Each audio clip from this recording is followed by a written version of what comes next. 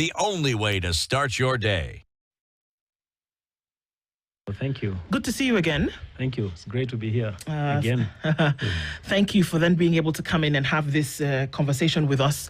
Quite a number of things to go over. There are many questions, there are many insights to be shared. Yeah. Let's look at it in detail. But of course, before we do that, as you know, every week we're in a different African country. This week, interestingly, every day we'll be in a different country. Okay. And these are proverbs that have been sent to us by folks who, have a lesson to share. Okay. This one sent in to us today by Hannington Chumba is a proverb from Malawi. And it goes like this. A child who has a good mother thinks his father also has a good wife. A child who has a good mother also thinks his father has a good wife. What do you make of that? Very interesting. A child who has a good mother thinks his father has a good wife. Yes.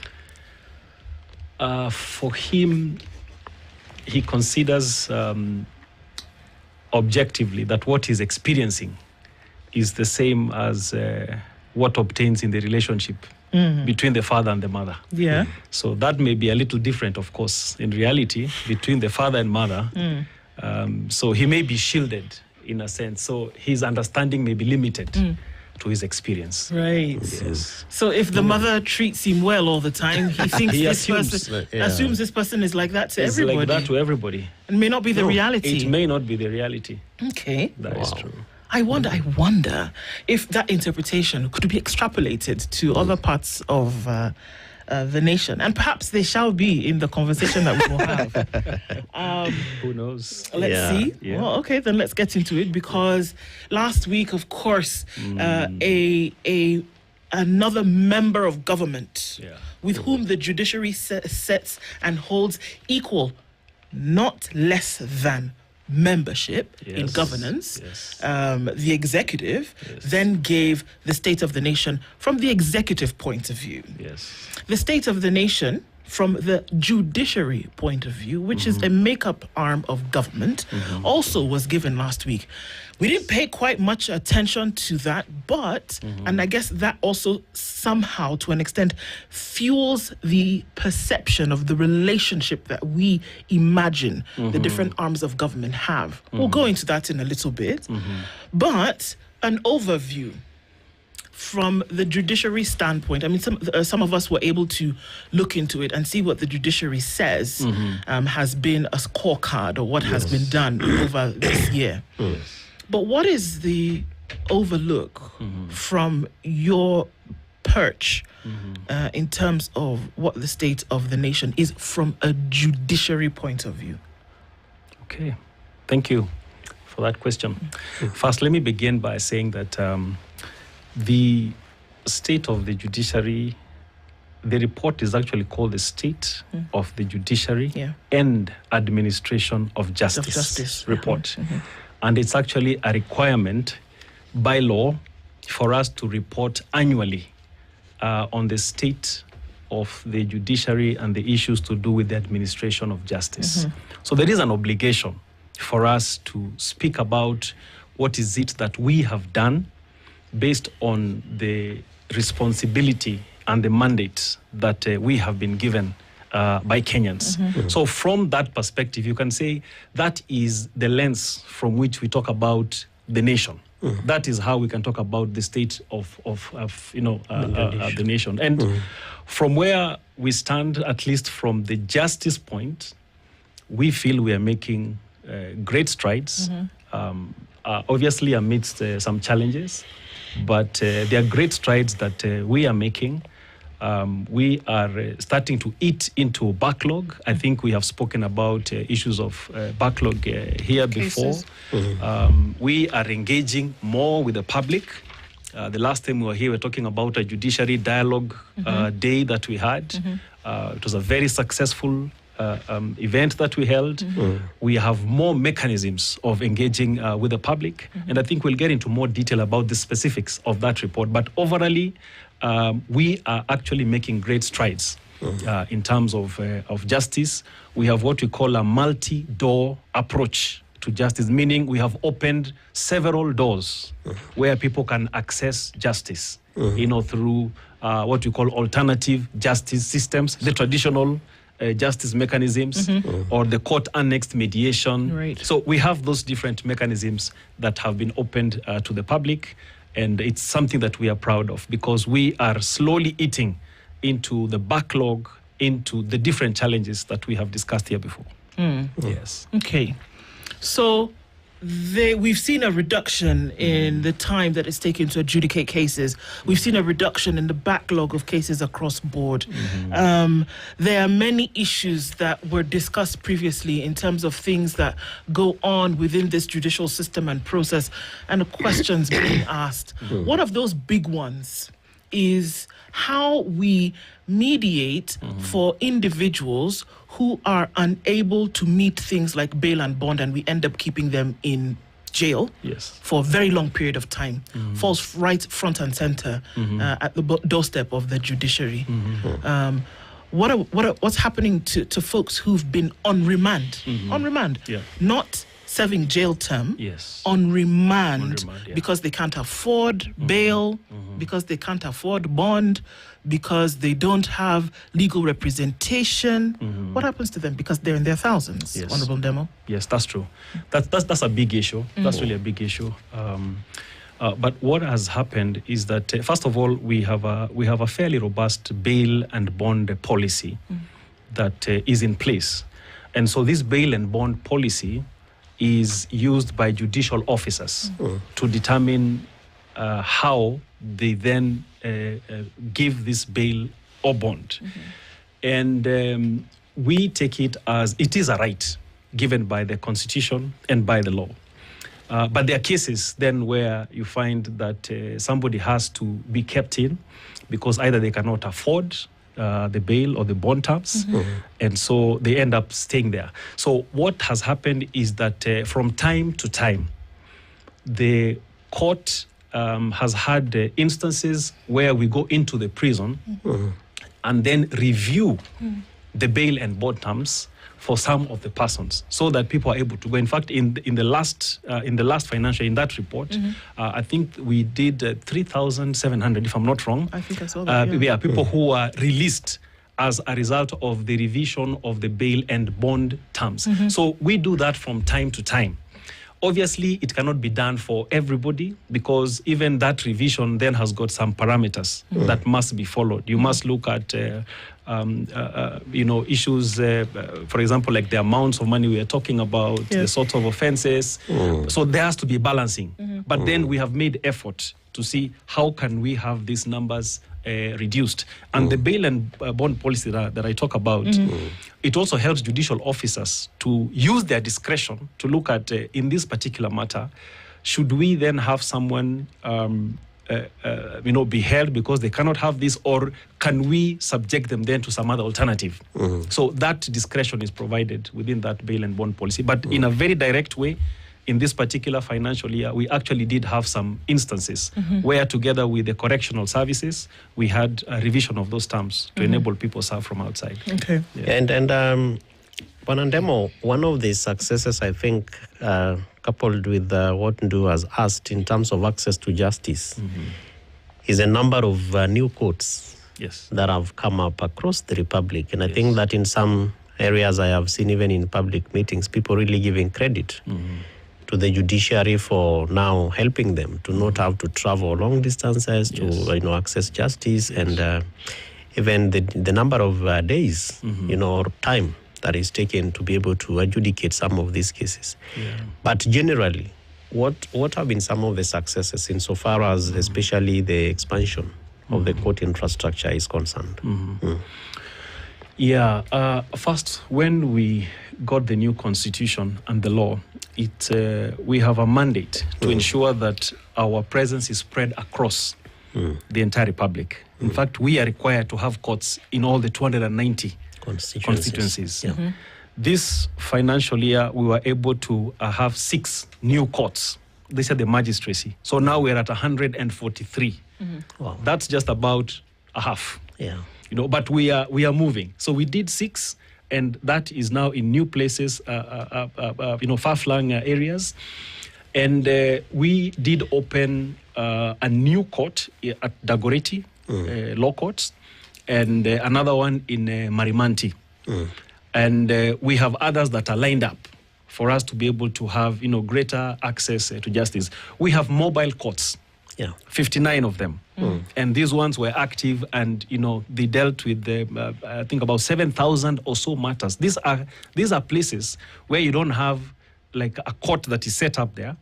So the court goes there together with the other stakeholders, the prosecutors or, the lawyers and others. You move to a location, it could be 100 kilometers away. Go there, hold the court there, and let the people who are there, receive those services. So those are some of the things that we have done to get closer to the people as we seek to expand the infrastructure, because that is also a big goal that we have. We have actually a master plan of just having the courts roll out, but that of course comes with a very heavy capital outlay. But we are determined to make sure that gradually we move to the entire country so that the distances are reduced. Our target is to get to below 100 kilometers. For someone who goes to court, you should not travel for more than 100 kilometers to go to court. That is the mid-term range. Long-term, it should come to much lower than that, so that, like 50 or so kilometers, it shouldn't be the kind of distance you cover to get justice. Otherwise, that also is a barrier, a geographical barrier to justice. And of course, as we talk about successes, there are also challenges. Of course. And one of those challenges, which is attached to one of your biggest policies, is a zero-tolerance policy on corruption. That's true. But every day, we still have Kenyans complaining over corrupt court staff, court officials, judges, and some of your beneficiaries and even clients like advocates. We have seen some of them, big names, posting on social media and complaining about corruption and saying, we cannot continue like this. What is the state of the judiciary insofar as anti-corruption and prevention is concerned? We are taking the issues of corruption very seriously. I think let's be clear that, and we know this, corruption is a big issue in the country. And it has permeated the society, it has permeated our value system, it has permeated our culture. And so it's not something that we can just wish away and hide our heads in the sand like it does not exist. And so the approach that we have taken as the judiciary, and the Chief Justice has been very clear about this, is that we will not hide our heads in the sand. We will not pretend that there's no problem, but we must also be honest and say this is a whole society problem, and therefore it must be addressed as a whole of society problem and a whole of government problem. The fact that a few people are shouting about it and using the judiciary as a scapegoat does not mean that it is the judiciary that is plagued with corruption. No, this is just a society problem. But that said, we have taken very drastic steps as the institution to deal with corruption issues and even perception of corruption. So one thing, the Chief Justice has set up what we call court integrity committees. These committees comprise not only members of the judiciary, but also external stakeholders. So the law society, you have the DPP, you have the police, and this is based at the court level, each of the courts, so that where there are matters of corruption that are reported, then they can be addressed at that level. Because if you escalate this thing to a higher level, then sometimes what is on the ground is lost. Substance. Exactly. So down there, we have those court integrity committees that were established so that we can actually deal with matters. And we have got very robust committees at that level that would deal with those particular issues.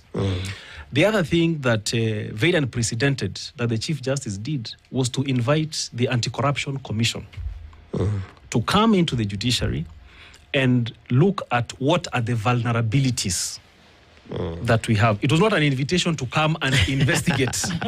Judges. No. That wasn't it. The idea was, we are in this society. This is a big challenge we have.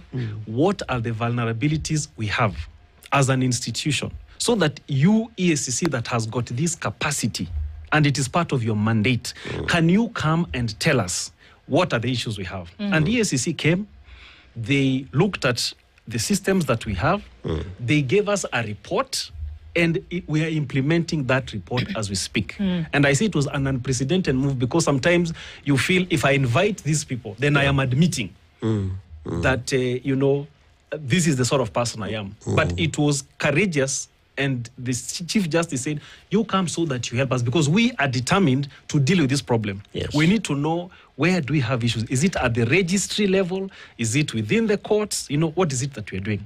Then at the national level, the Chief Justice chairs what we call the National Council on the Administration of Justice. Under that body called the NCAJ, the team came together and developed what we call an anti-corruption guiding framework to guide all the entities within that council. So the judiciary, the police, the prisons, the office of the prosecutor, and many other organizations, so that within that council that brings together justice sector actors, people can commit themselves. And this followed a meeting that was held January last year that said we need to address these things as individual institutions. So the judiciary took that up, provided leadership under NCAJ and the chairmanship of the Chief Justice, and that is something that that we're handling. But that said, we've also found that we have got very many brokers. And sometimes this is what also creates a perception. So you have people that come and purport to act on behalf of judges and judicial officers. And you see, because people are vulnerable, you have a case. Someone comes and approaches you, on the court corridors and says, if you give me so much, I can go and talk to so-and-so. Or, in fact, the way it is put is, this judge or judicial officer has said, if you give me this and that, then I will rule in your favor. And what we found, in fact, recently, is these guys have gone to an extent where they actually get, they get from both sides. Yeah. So I will get from this party, and I will get from this party. And invariably, a decision will be made in favor of one party. Right. So when it is made in favor of this one party, they will keep those funds. Then they will refund the other person. So this person here who won the case will be like, it is my money that worked for me. Yes. Behind the scenes, the judicial officer or the judge does not actually know what happened. So that impression is created. And that is why we said we are going to be announcing in court and saying, this court we have a zero tolerance towards corruption. You have issues, please report those issues. Because truth be said is that many times there is blame that is put at the doorstep of the judiciary, but it is not true. Okay. But that said, also, we are putting in our own initiatives, our own efforts to make sure that we curb the few elements that are besmirching the name of the institution. So there are many things that then come into play here, and that would then be asked questions of. And while we understand that then the court, it's not a pivotal role that the judiciary plays. The judiciary is an arm of government. Yes, it is. That holds the same position as the executive does. It is an arm of holds the government. same position as the legislative does. Yes. It's an arm of government. It is not the abandoned stepsister that washes dishes and then doesn't make it to the family picture at Christmas. It's a co-equal arm of government. Absolutely. But we can't run. I won't forget what Isaac Lenaola said once, whereby you take into consideration the things that are happening in society, even when you make judgments and even when you ask for certain things to be done. Even though you interpret, you also are aware of what's happening politically. Now, does that influence the way in which decisions are being made or the things that are required of society? I'll give an example of this. That court orders repeatedly are rubbished by individuals who would be seen to have some kind of clout in society, or if they are friends of the executive. So what that does immediately is that it makes one seem as though the executive is here and the judiciary is here. Court orders, for example, when one Deputy IG, Masengeli, was invited to court 6 times, on the 7th time is when he came, and it would look as though the court forgave him. No big deal. He's not the only one. Eliud Lagat was invited by the court a couple of times, didn't show up. DG Kanja also invited to the court. Okay, we'll come when we have the time, if we'll have the time.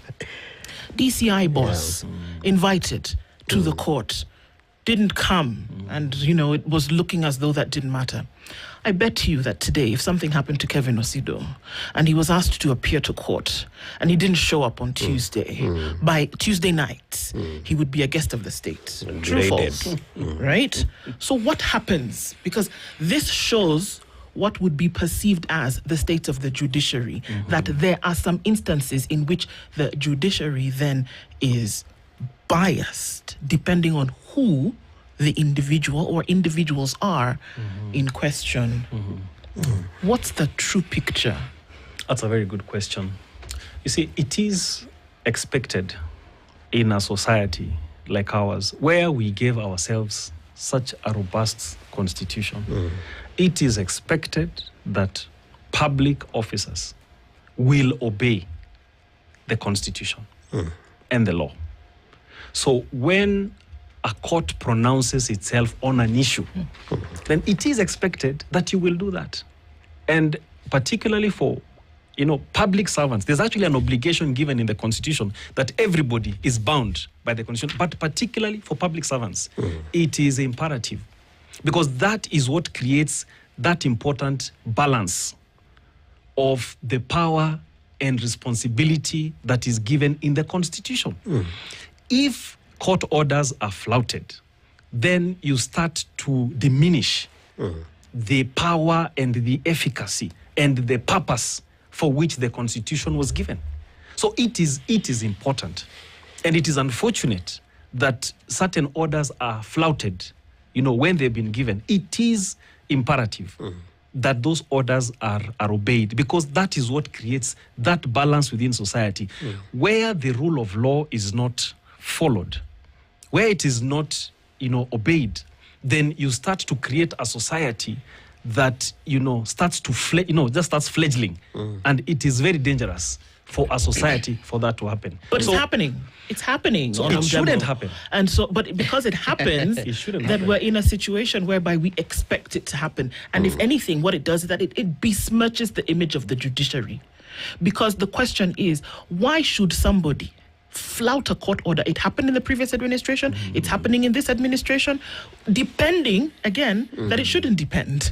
It shouldn't depend. Yeah. And almost always, the court of public opinion is banging the gavel on the bench very, very hard, saying, we already know what's going to happen, that this court order has been given. And then suddenly, these 3 gentlemen are going to show up, and like clockwork, the day when we think that somebody is going to be escorted to and have the bracelets slapped on them, somebody had been disappeared for 3 months, 1 month, and then on the day when a court order is going to be then maybe put in place or to actually then be activated, 3 men who've been missing for 1 month show up, and then we wake up the next morning as though nothing happened.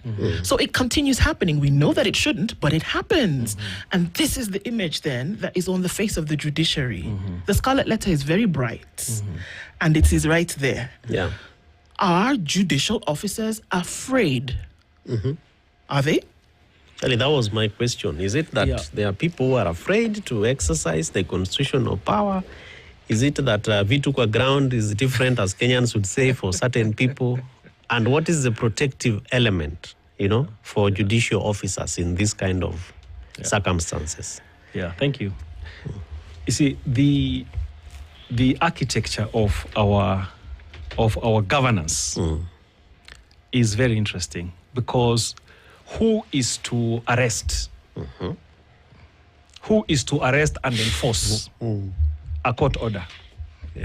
The judiciary does not have a police force of its own. So, and that is why I started by saying it is expected. It is like a gentleman's agreement, but that is elevated to the place of law, where this is what we agreed to do. Because we agreed to do this, this is your role as the executive. This is your role as parliament. This is your role as the judiciary. Please do your job. Because judicial officers and judges are protected by the police. Yeah. We don't have a separate police force that protects them. When there are court orders to be enforced, they are enforced by the police. So it is expected in that dynamic that a sense of responsibility, a sense of understanding what is my role in this society. When this happens, then I need to do 1, 2, 3. If I choose not to do it, then I am compromising the very foundation upon which this society has been created. So that is why I'm really emphasizing that it is important for people to realize you have the power, yes, but you need to do your job. If the law says we drive on the left side of the road, you cannot say, because I have all the power, I will drive left, I will drive right, I will do this. I will drive where I'm required to drive, because that is what the law says. And as a civil society, as a society that has committed itself to be governed by the rule of law, as people that are committed to ensuring that this country goes on the right track, when a court order is given, for heaven's sake, obey that court order. So I'm just wondering, Wanandemo, what are some of these steps that we must take, particularly within the judiciary, to instill upon these quote-unquote high and mighty individuals who decide that contempt of court means nothing? Because there is actually a law on contempt of court, right? Yes. Measures that must be taken and be seen to be taken. What kind of steps? Because I would imagine that, for example, when a judicial officer says, DIG appear in court, the third time you are not there, there are certain things within the judiciary that should be happening, albeit behind, cameras and radios and etc., to instill upon that officer that in order to show the public the goodwill and indeed the independence of the judiciary that is espoused in our constitution, show up. Do you, for example, send officers to DIG and others to tell them, please show up, you must show up, until it is happening the seventh time? Where is this gap? Is it that there are challenges with the relationships between the different arms of government, particularly within the executive and the agencies? Is it that we think it is normal, that, it depends, they're appointed by the president, we don't care, they have a commission, etc. But you realize that as we began, we spoke about administration of justice and that how it is perceived, particularly within the society, which you spoke very nicely about. But the image is that there are certain individuals that are even more powerful than judicial officers. So what is it that happens or does not happen between judiciary and some of these examples or even individuals that we are calling? Yeah, so I mentioned we have the National Council on the Administration of Justice. That body actually brings together all the justice sector actors that you can think about. And that body is meant to ensure that issues on administration of justice are actually discussed, challenges are brought up there, and solutions are found. So in that body, some of these issues are brought about. They are brought and discussed. But then you can also not go into very specific cases. It is generally, this is what we are saying. This needs to be done. You have a responsibility here. You have a responsibility there, because there are very specific cases, and the Chief Justice cannot order a judge, for example, to rule in a particular way in a particular matter. So in terms of following things that have been passed, like, orders, judgments, whatever, the Chief Justice will inform, and the people there will discuss and say, really, we are justice actors in this country. If there's a problem in prisons, we are having this issue. Commissioner General, can we address this issue? There's overcrowding in the remand. What can we do? And that is how some of the solutions actually were found about decongesting, because we have a problem here. We have an issue here about court orders.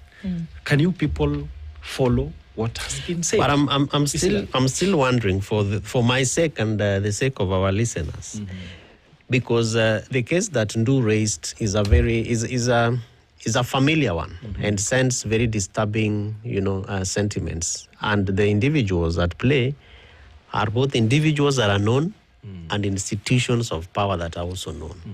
So we can do prisons, we can do all these others, but we are talking about abductions. Show up, make sure this abducted person is in court. We are talking about a DIG who decides not to go, and DIG, as you're telling us, is also a member of NCAJ. So what is this thing that makes it so hard that NCAJ is meeting, the DIG's office and others are represented, but up to the 6th, the 7th time, they still play within contempt of court? Is it that there are things that NCAJ cannot do, or they still just think they are powerful? Or what is the biggest challenge? I think that's a good question you would ask some of those entities in their individual capacity. But in terms of the council, it's a policy body, it's a standard measure. And also just ways of how we're dealing with the different challenges. Okay. But in terms of the response by each individual agency, I think that is something that everyone has a responsibility. I think, let's put it that way. Everybody has a responsibility to do what is right. Correct. And if we are going to help this country, we love this country. If we love this country, let everybody do what is right. Because we must look at posterity. There are things that you can do now that you think are helping now. But we must look at posterity for the sake of this nation. We have a very good constitution.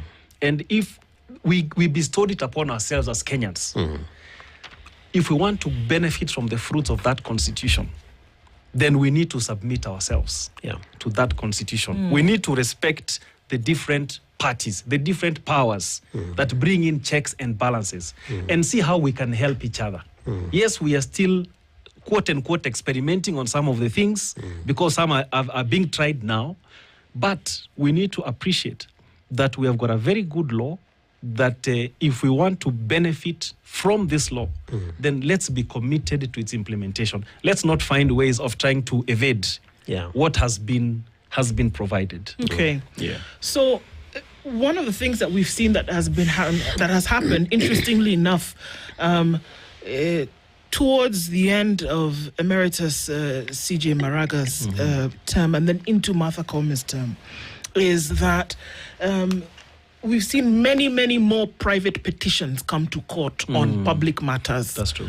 Whether, and this has obviously, it's clear. I mean, you could be blind and see that means that the space has opened up whereby people then are interacting one-on-one with the judiciary.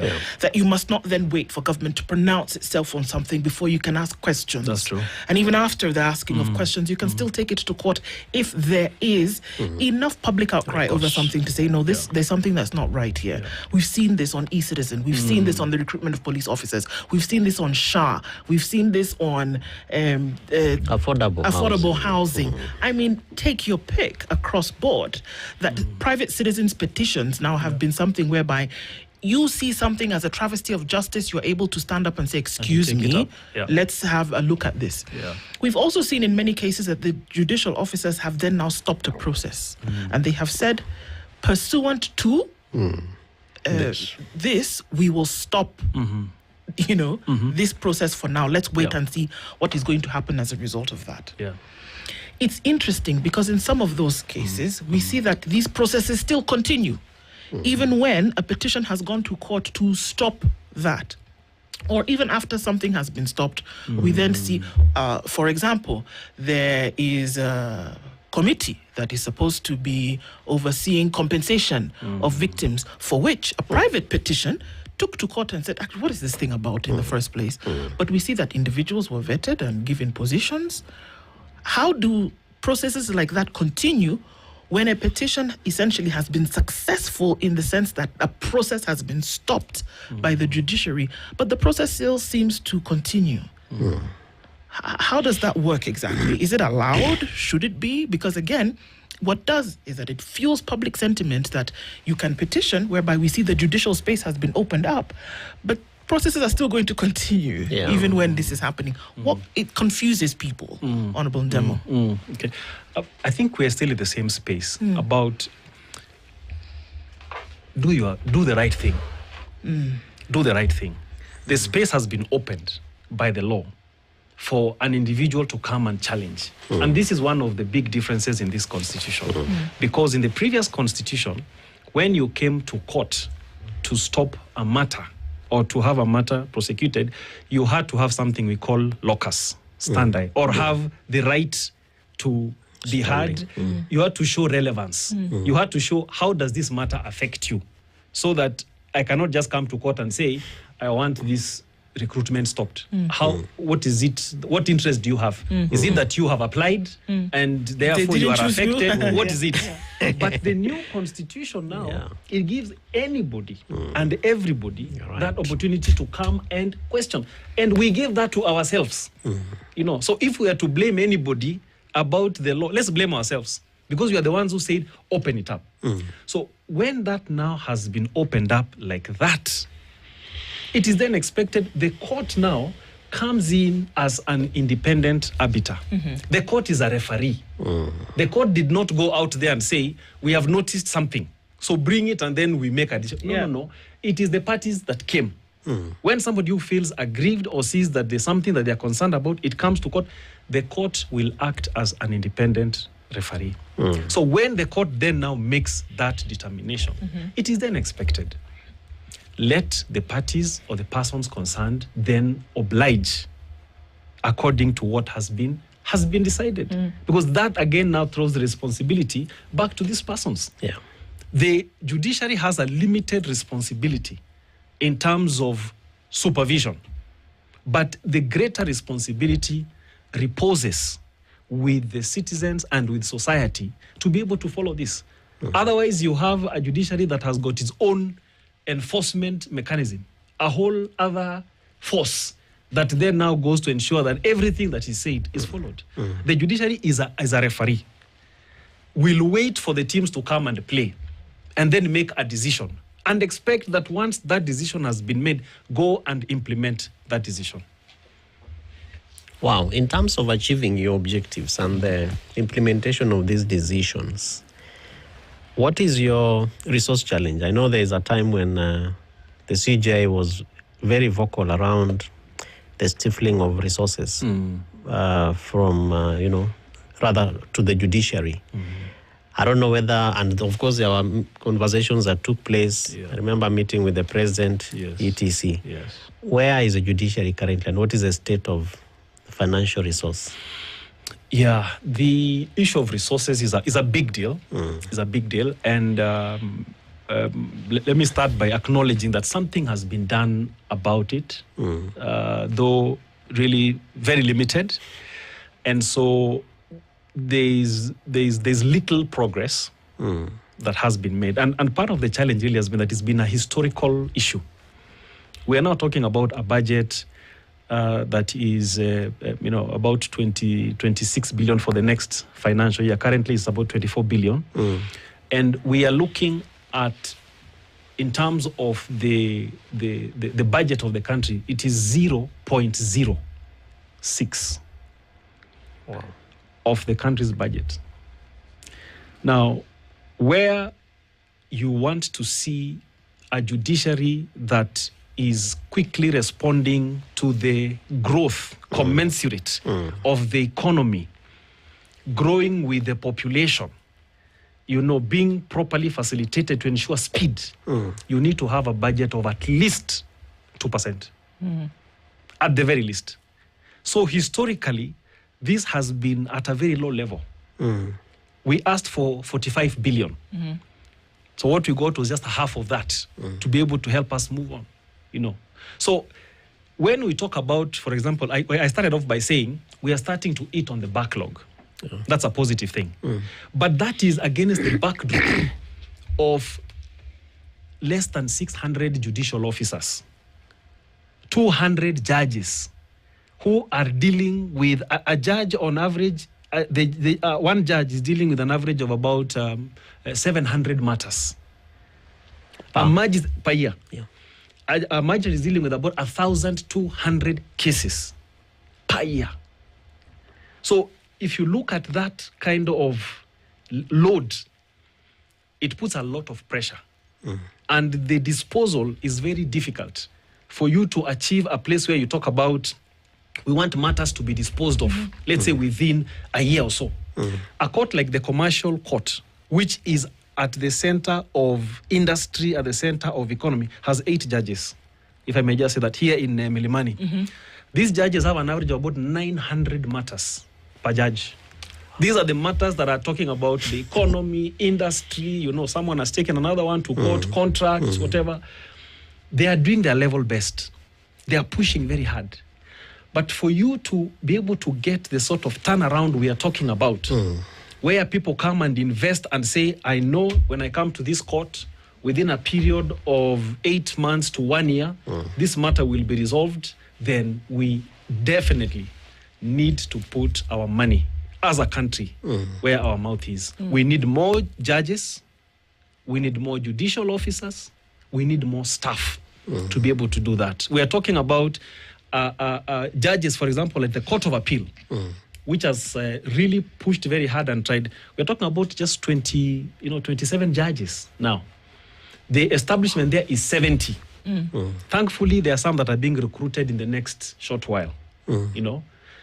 In the High Court, we have a complement together of 200, but we have 90 judges. So in terms of performance, you see people are really being stretched. People are giving their best. So if we want to see that kind of judiciary where matters are moving, where we are saying, why can't a matter be resolved within 6 months? And we have gone to many meetings where people say, why do you have election petitions being done within 6 months? And you can't have the other matters. Or 2 weeks. 2 weeks is short. Well, if you're presidential election. Those ones.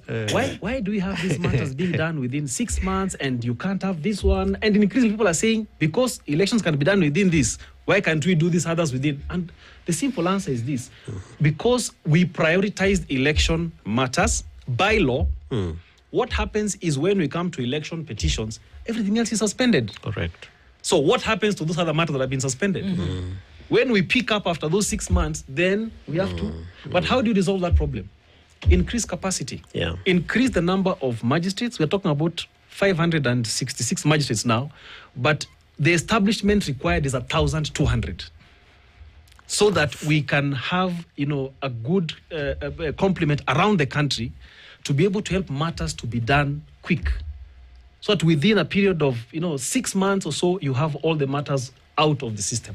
So the resource gap, and you talked earlier about infrastructure, we have tried with the the little resources we have, but that also has a great and direct effect on the issue of expansion of infrastructure, making sure that we reduce the distance people have to walk to the nearest courts, making sure that, these are the different modes we've talked about, the court-annexed mediation is available.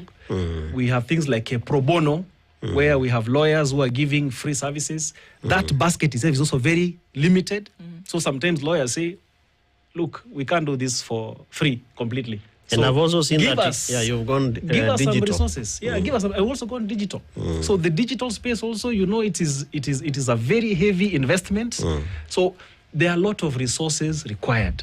And if the judiciary is properly resourced, I can assure you, we will see a tremendous difference in terms of the service delivery. But even with what we have, we are not complaining. People are stretched. But we are working hard and making use of that. In fact, let me mention one thing. As an innovation that we came up with, there's something we call Mahakama Popote initiative. Now, Mahakama Popote initiative is an initiative where we realized we have got courts that have got very heavy workload. For example, like Nairobi here, in the Milimani court, that is that is the engine. The heart of it. Now, we have some other stations, far-flung areas, where because of access to justice, we must have courts. But then the workload is not as heavy. So what we came up with, we said, let's have an initiative called Mahakama Popote, where we can distribute some of the cases here in Nairobi or Mombasa or Kiambu, send those matters to those courts, and they are handled virtually. so that then we reduce on the pressure that we have in these courts, and we also maximize on the human resource that we have. So we don't have people who are sitting idle or have got fewer cases. We try to balance that. So we are utilizing the resource that we have at the moment as we seek to get more resources to help us to be able to do more. So there are two issues that touch on society that obviously have come up in this year. And one of them is the office of a public defender kind of thing. And that has been in legal circles for a while, obviously feeding into this issue of defense for folks who may not afford it and who are maybe only able to pay a nominal fee. Is that still a conversation that's being had? The second one is that of, also we know that coming out of the children's courts and also coming out of the criminal court is the issue of having a sexual offenders list, whereby repeated offenders now are put on a list so that it is then easy, if something were to happen in the future in terms of defilement, that you are able to say, okay, well, you know, kind of like what you have in other jurisdictions where somebody is on a list for a while before they can come off. Those are two things that were floated coming out of circles. Are those conversations that are still being had? Certainly. First, let me talk about the one of the legal aid for those that are not able to afford. We actually have a national legal aid service.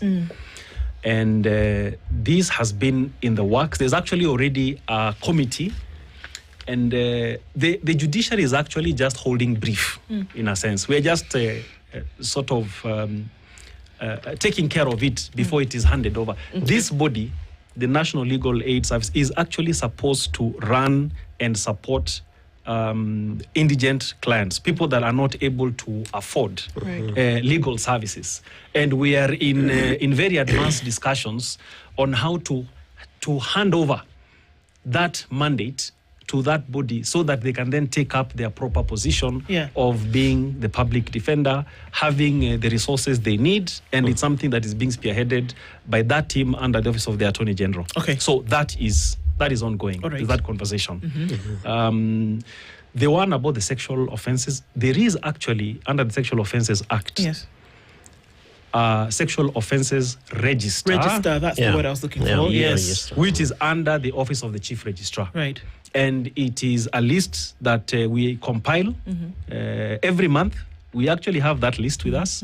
We have a requirement from across all our court stations to get that information. And we have an updated list on that. So under the law, there are certain persons that should they wish to get information on that list, you can apply to the Chief Registrar and you can get that information.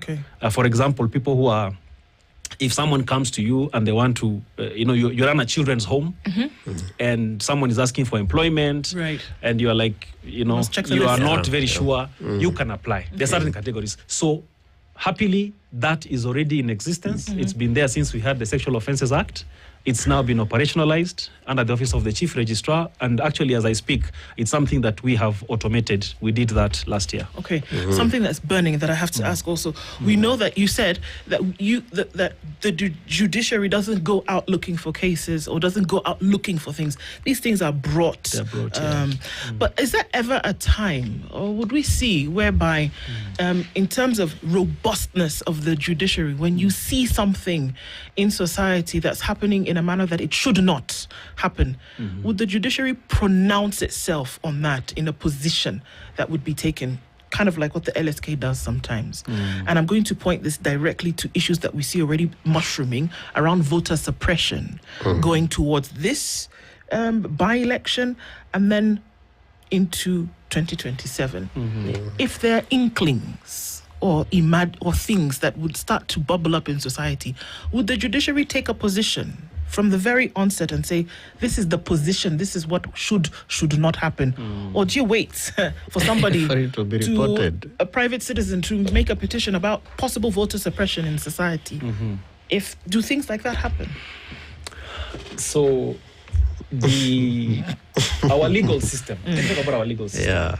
Our legal system is what we call an adversarial system, where you have parties that come to court. We have other legal systems in the world, like what they call the civil law systems, where the court actually has got an investigative arm. And the court can send out its investigators to go and confirm 1, 2, 3. But the kind of legal system that we have is where parties come, approach the court, raise the issues. When they raise the issues, then the court pronounces itself on those issues. And we've had cases where people even challenge issues, where you find the court made an order on something that had not been asked by the other party. And the person says, where did the court get the jurisdiction? I did not ask for, this person did not, they only asked for 1, 2, 3. The court added a 4. Why did you add the 4? It should not be there. So in our legal system, the job of a court is purely that of an umpire. You bring the issues, I listen to the issues, and I deal with them. And you can understand from where we stand, because you could very easily start wading into the political side. You take this position and you find maybe this side was saying, no, this is not the issue. What is being considered as a problem for us wasn't a problem. This is why we were doing it. So the court must remain neutral so that you bring the issue. And then we have created, the avenues have been created by the law to allow any citizen who has an issue to come to court. There are many avenues for you to come either to court, or you have civil society, or you have other organizations, for example, like the Kenya Human Rights Commission and others, who can now take up that responsibility, because there are those who have been charged the responsibility to speak on behalf of others, to deal with matters. The court sits to listen to disputes. So it is disputes out there. They come to court and then sorted in here. The Judiciary Scorecard, we've been looking at the state of the Judiciary and National Administration, and of course going over many issues. Honourable Paul Ndemu, who's the Deputy Chief Registrar and the Judiciary spokesperson, has been here with us this hour. Thank you for doing that with us. We look forward to the next one. And of course, we know that we'll continue in conversations. Thank you very much. Santi Sana, conversations continue after this at 9:01. Good morning. This is the Situation Room, the only way to start your day.